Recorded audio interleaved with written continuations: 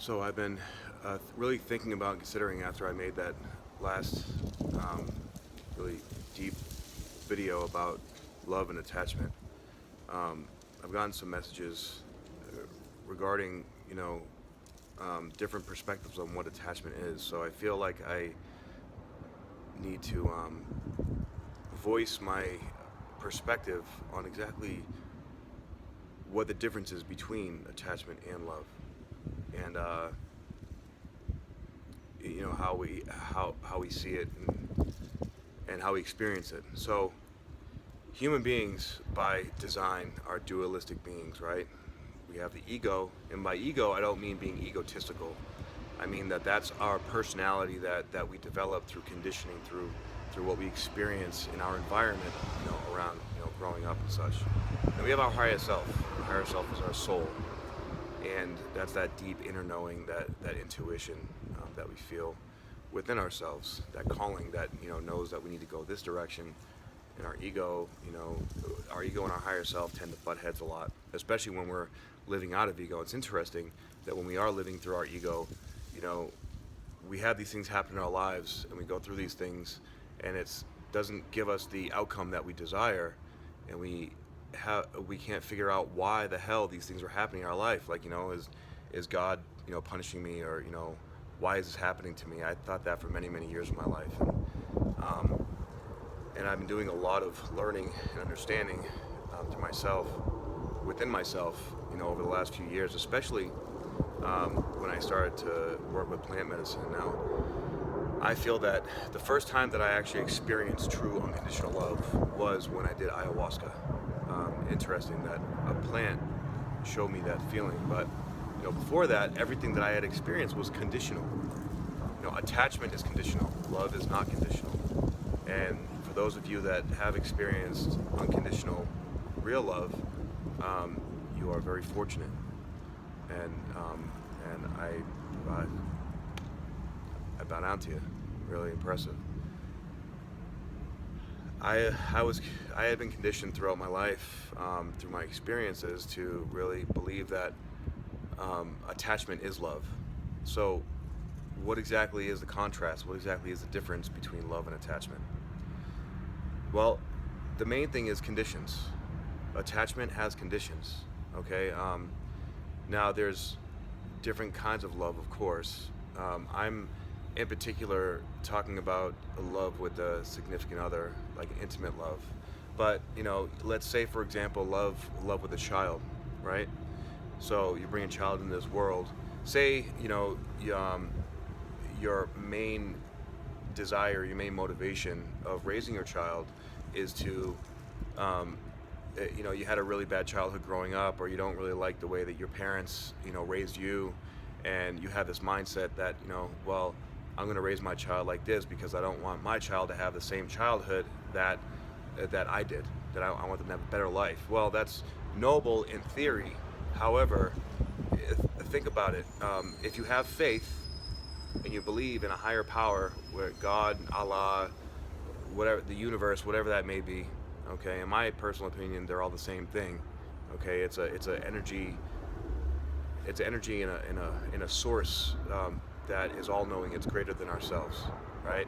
So if you're stuck on the idea of setting a structure based on fear of your child not growing up and learning the hard lessons that you had to learn growing up, well, that's not having faith, number one.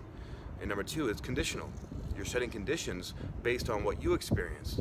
Everybody has their own in my opinion, predestined things that they have to learn in their life. Like I was homeless for a few years when I was a kid. When I wasn't, I was bouncing around in foster homes. I got locked up a few times. I did a ton of drugs because I couldn't handle all the shit that was going on. Lived in 17 different foster homes.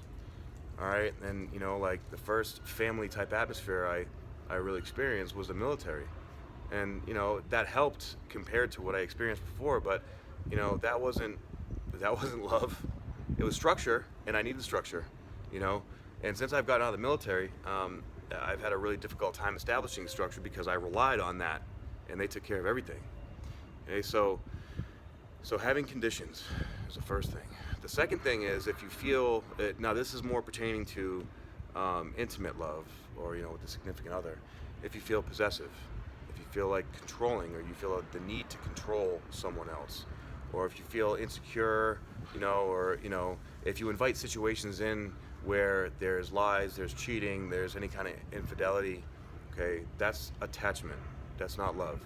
True love is, you can, no matter what that other person does, you love them anyways, because it's a greater power than what we are here experiencing right now. It's deeper than that. It's bigger than that.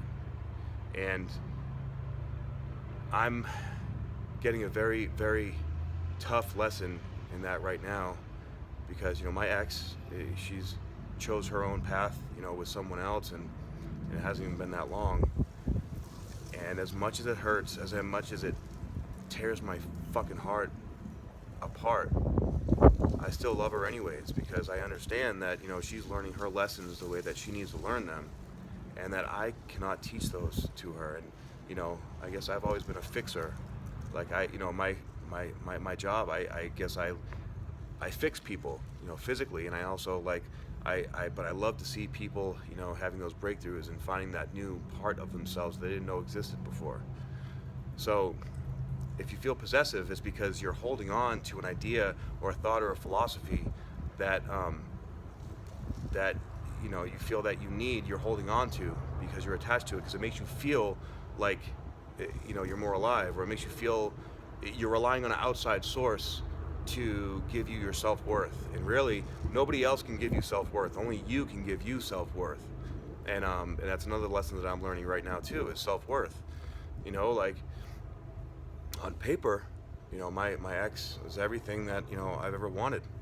And I really believe that we were going to figure it out. We're going to work through it, because I thought we were on the same page. But some people, when that pain gets too much, they can't handle it. And being that bigger, stronger person is so much more difficult.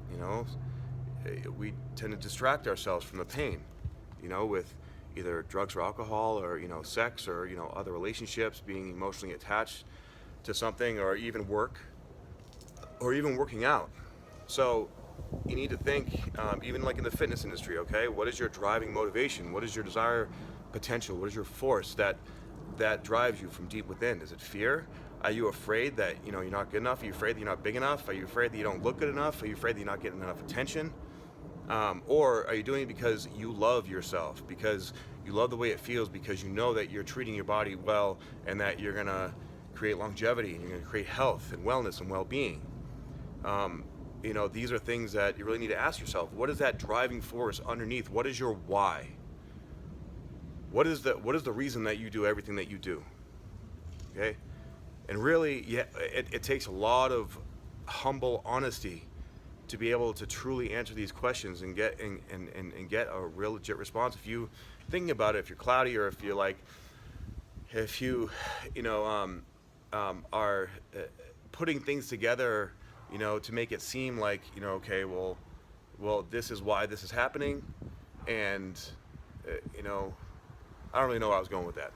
Okay, but if your why is coming from a place that doesn't feel like free, if it doesn't feel like it's just completely open, and that it's making you a better person, and that you can make those decisions, and that it's for the good of everyone, including yourself, for the greater purpose, for a higher cause. Okay, if it's not coming from that place, then that you have to look at that attachment. So really think about these things and be honest with yourself. And your gut knows. We just have to quiet this down so we can hear what's in here. All right, so I hope that message resonates with some of you, and I hope this helps someone that's going through some of the same kind of stuff that I'm going through. So I love you all, and learning how to break free from that attachment after only knowing attachment for 36 years, 37 years. Man, it's a tough lesson to learn. But if we want to become the better version of ourselves, we have to learn it. We have to go through it. There's just no other way. And I know, deep in my heart, that doing the right thing and working through it, not distracting myself and not trying to just hide from it, I know that there, on the other side, things are going to be better, and I'm gonna have that true love come to me in whatever form that may be. I don't know. I have to kind of accept that unknown, because um, because when we love ourselves, then we invite that energy into us. We have to vibrate at that vibration before we can allow that vibration in. Other than that, they're just learned lessons, and you can't protect anybody if you're not living your true authenticity. So take care. God bless, and have a great day.